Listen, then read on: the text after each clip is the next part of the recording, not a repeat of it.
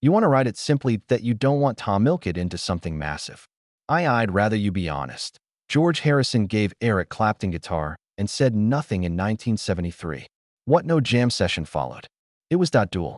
They played 2 hours without speaking, fighting for the same woman with music instead of fists. Everyone watching knew Eric won. But the real scandal began 3 years prior. Clapton admitted obsession. George detected his wife in bed with someone closer. Letters, the iconic tune Layla and Lies, the start of a betrayal, permanently divided the Beatles. George Harrison was born February 25, 1943, at a modest cottage at 12 Arnold Grove, Liverpool. There was no garden, one outdoor toilet, and one tiny coal fire for warmth. His dad, Harold, bus conductor and former ship's steward, while his mother, Louise, gave shop aid. Every Sunday during pregnancy, Louise tuned the Indian music on the radio. She thought sitars and tablas would pacify her inner child. Years later, George was influenced by that song that entire life. Back then, it was only a faint sound in a wavery house freezes. In January, when George was nearly 7 in 1950, family relocated to council housing. 6 years in 1956, his life changed forever when his mother got him a second-hand guitar, $310 shillings. That's roughly $110 today. Low-cost Dutch Ade Eggman acoustic. It looked ordinary, but toit was everything, George. A family friend taught him simple game songs. That guitar later became worth over $800,000 auction despite not have its original machine heads. About the same time one afternoon, George biked through he heard a noise in his neighborhood, unheard before. Elvis Presley sang Heartbreak Hotel from the radio. He was 12 to 13, but never lost that moment. Some reported his bike crashed. From then on, he kept thinking about guitars. He sketched them in schoolbooks and stated later, "I was totally into guitars." In March 1958, George made another big decision. He left school at 16, began working at Blackers, a major department store in Liverpool. The man was apprentice electrician learning to daytime, but nighttime wiring, practicing with his band, the Rebels. Like living twice a life with tools and wires, other with cables and fantasies. That job didn't last long, but gave him plenty money to acquire better gear. And George was 17 in 1960, visited Hamburg with the Beatles, Germany. Hard, noisy clubs full of drunks. George didn't care. Only one issue existed. He was too young to attend. He lied about AGE to I in his passport. November 20th, 1960, club owner jealous turned him in. And the next day, George was deported. He had enough money to return home. One amplifier, one battered suitcase, and guitar. But changes began fast. On August 16, 1962, Pete Best was abruptly sacked from Beatles. It happened 10 a.m. in Brian Epstein's record store. John, George, and Paul had already chosen Ringo Starr to replace him, but didn't notify Pete until finished. 10 weeks later, they recorded Love Me Do. Anything snowballed. It was missed by Pete Best a few weeks. In August, George stayed in a motel in 1963, feeling sick and bored in Bournemouth. In bed, he grabbed his tape recorder and wrote his first song, called Don't Bother Me. Later, he called it a test to determine if he could write anything. That tune appeared on with the Beatles November 22, 1963. After that, approximately 2 years before, they approved another George song on Beatles record. By 1964, things spun out of control. Beatles were playing 32 performances in 24 cities, 33 days.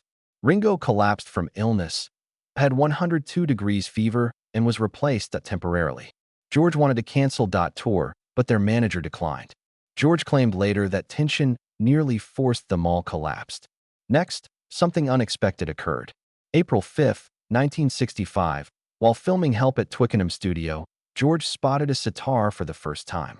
Was just sat in restaurant backdrop.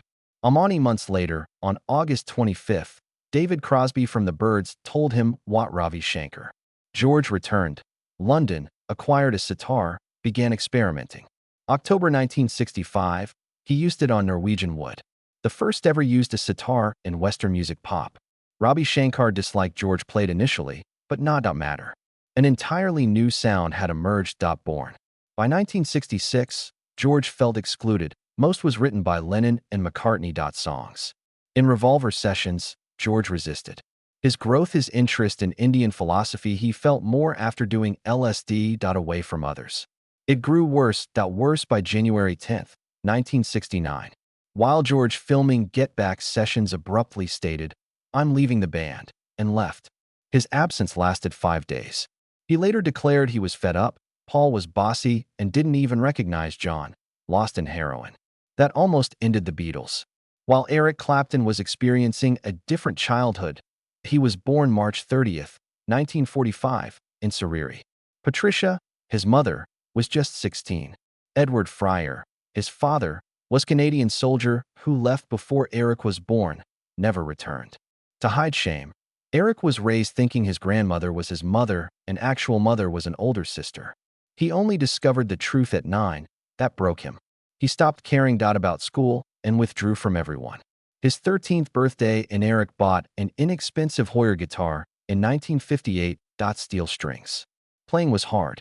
He quit within months and obsessed cycling instead. But at 15, he back to guitar. Now with a nonstop passion. He bought guitar with Gibson-like styling, practiced daily for hours. He would record himself on Realtor tape machine repeatedly, then listen till he succeeded. He played guitar only. Cared for expelled in 1961. From Kingston College of Art after a year for not submitting any schoolwork. He spent all his time playing guitar. On January 1963, at age, Eric joined a blues band at 17. Roosters. They rarely performed. They practiced in small groups continuously, pubs in London. By August, they split. Just 6 months, yet Eric learned band life can be messy. After that, Eric joined the Yard in October. Birds. The young man was 18. In March 1965, they released For Your Love, which no one, but Eric hated it. He felt like the band sold out. On March 13th, before the single hit the charts, he quit. He called it betrayal. Of true blues. An interview that year, he regretted walking away from money, not music. In 2 years with the Yard, Eric broke down inside. Birds. Helenly, while being with others people. The constant touring sapped him. Despite eating little and drinking too much, felt invisible. One night, he thought losing his sanity. Called his best friend, but the line was poor. His companion couldn't hear. And Eric thought his only friend had betrayed him.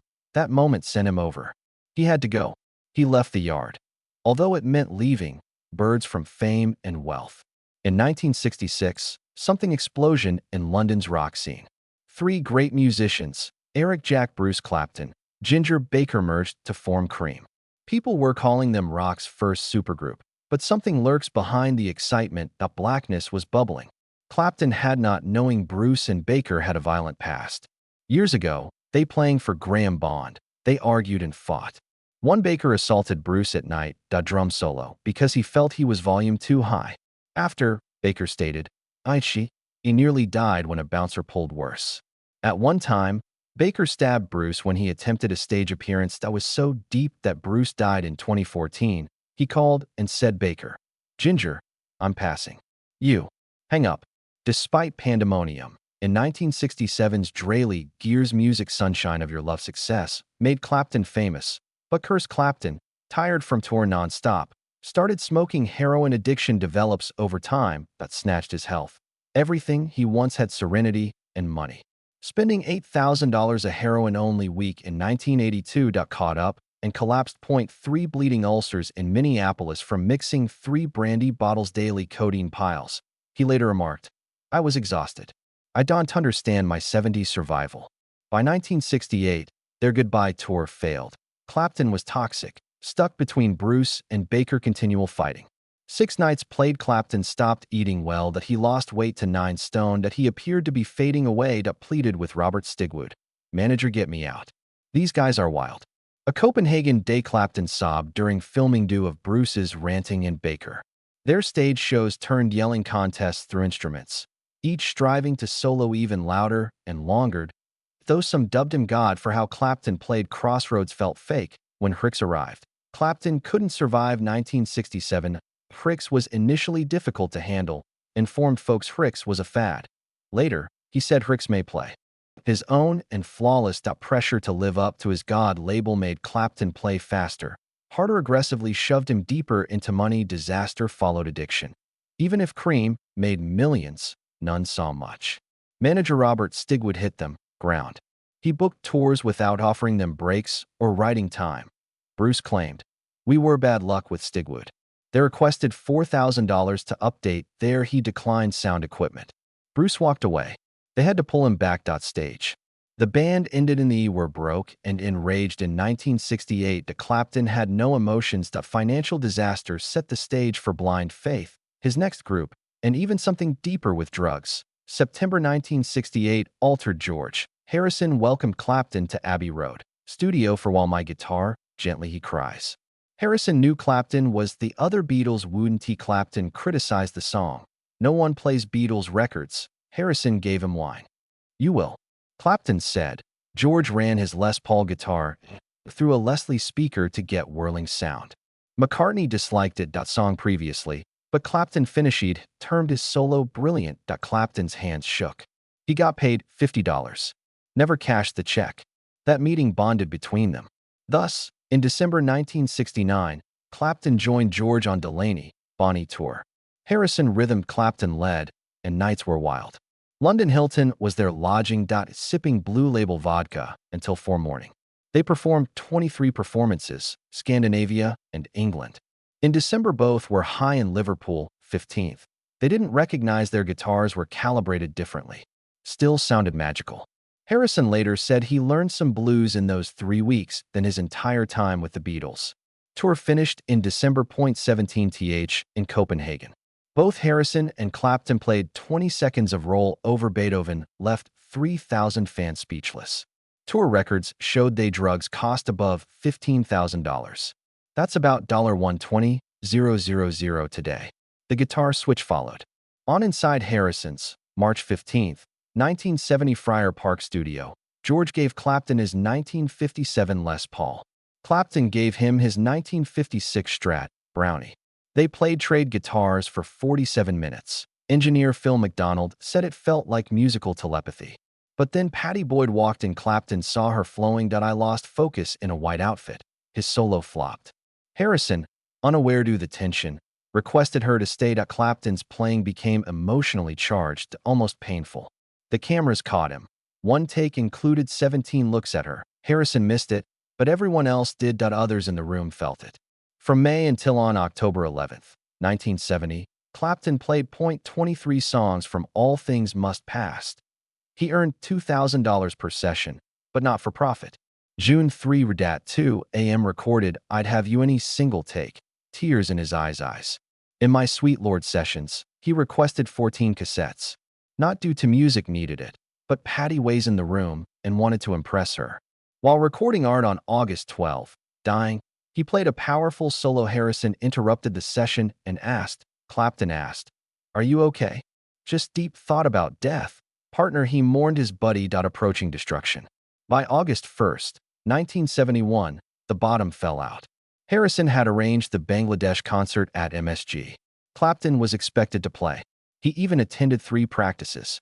But 48 hours before concert, Clapton overdosed. His traveler found him around 6 a.m., no consciousness, foam from his mouth. Harrison till 7:30 p.m. on the day concert before admitting he wasn't coming. In the song While My Guitar Harrison weeps, cameras caught waiting at the wings. When Clapton never appeared, you could tell him deflate. Leon Russell played solo. The performance raised $243 for 18. Harrison later admitted losing Clapton to drug abuse wounded more than Beatles breakup. They didn't spoken for 7 years past, and Harrison's disintegrating marriage. He married Pattie in January 1966, Boyd. By February 1968, while visiting India with he was already Maharishi Mahesh Yogi. Cheating on her. Later, he informed her wanted relational transparency. Boyd had initiated him into meditation in 1967. And now he used it. Spirituality to hide betrayal. She devastated. It became worse in 1971. The Harrison album My Sweet Lord became a global hit, but prompted a lengthy lawsuit, 22 years. On February 10, 1971, Bright Tunes sued for theft. He's the Chiffon's 1963 hit Melody No Problem.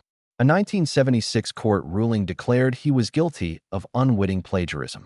He paid $13.59 1998, $8 million money today. He later added, I've the song never made me money to always in escrow. Nearly broke him. Hypocrisy increased in 1973. Harrison surrendered material life world discussing Krishna and detachment. In secret, he was using cocaine, binge drinking, cheating. Pattie promised meditation every day for months, then stop, snort, coke, party, flirt. Klaus Bormann claimed Harrison suffered greatly into drugs. He couldn't measure up image he produced. Next came 1974 disastrous trip. Laryngitis plagued Harrison but still performed 45 North American concerts. America. Shot voice. His rewrite God-related Beatles lyrics. People left Ravi Shankar's concert segments. Critics destroyed him. At the last show, Harrison informed audience, "See you in 8 years," disappeared.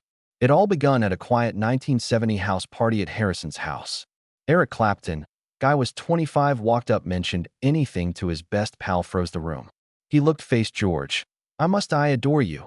Guy. George's wife, Pattie Boyd, standing there. She didn't know this was coming. Not aware of Clapton's visits were more than friendly. George, her husband, was enraged since 1966. Right then, he looked to Pattie and said select. Shocked, she stood. She didn't know. Clapton loved her secretly to her for almost a year. That one statement Eric didn't just break quiet. That ruined everything holding them. Despite all, Pattie stayed with George. In 1971, she rejected Eric's confession, assuming it was temporary. But it went on. Eric kept writing her letters, calling Layla, and spilling out his feelings. He informed her, "If want me, take me, else break it, magic that binds me." But Pattie stayed faithful during her marriage to George was deteriorating quietly. Then in December 1973, everything fell. She went to Ringo Starr's house, entered something she could never forget. George slept with Ringo. Wife, Maureen. Not only was he cheating, but he told Ringo I in love with Maureen. Betrayal wasn't private between husband and wife. It separated. Split the Beatles circle. John Lennon termed it virtual incest. Ringo. Pattie had threatened divorce, turned away from Eric often, now found herself loyal to George, utterly broken. In 1974, tranquil affair between Eric and Pattie ended began. George was clueless. Eric would visit while George was away. Meeting in London, they kept it quiet. Hotels and sneaking to Clapton's property in Surrey. It got serious. When Eric invited Pattie on his 1974 US tour. Finished hiding. Then Pattie revealed they barely even tried to hide it midway of that year. Everything was made worse since George and Eric was quite near. George had invited Eric home many times. Family like Eric. George didn't burst publicly.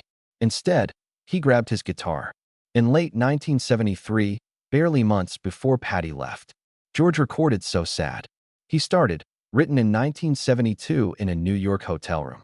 Cold, harsh, and full of loneliness, nothing like his songs wrote with Beatles.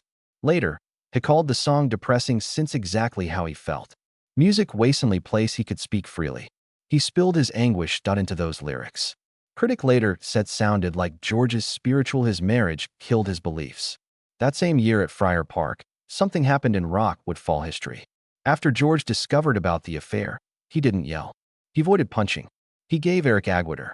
Pattie said it was like watching two 18th century gentlemen fight. They utilized swords without blades. Guitars.